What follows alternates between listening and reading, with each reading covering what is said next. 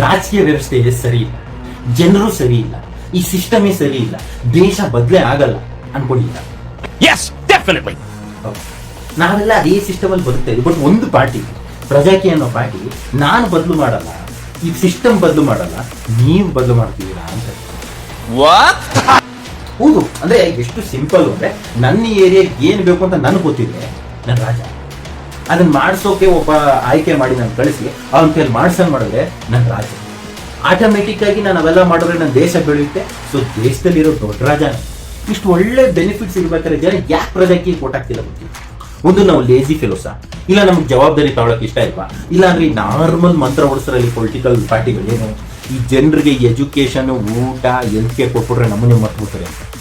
ಅದಕ್ಕೋಸ್ಕರ ನಮ್ಗೆ ಪ್ರಜಾಕೀಯದಿಂದ ಹೊರಗಡೆ ಬರದೇ ಇರೋದಕ್ಕೆ ಮೈಂಡ್ ಸೆಟ್ ಹಂಗೆ ಬುದ್ಧಿ ಮಾಡ್ಬಿಟ್ಟಿದಾರ ಗೊತ್ತಿಲ್ಲ.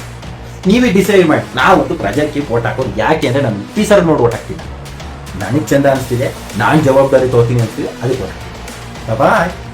ಪ್ರಜೆಗಳಿಂದ ಪ್ರಜಾಕೀಯ, ಪ್ರಜೆಗಳಿಗಾಗಿ ಪ್ರಜಾಕೀಯ, ಪ್ರಜೆಗಳಿಗೋಸ್ಕರ ಪ್ರಜಾಕೀಯ, ಮಟ್ಟ ಹಾಕಲು ರಾಜಕೀಯ, ನಮ್ಮಿಂದ ನಮಗಾಗಿ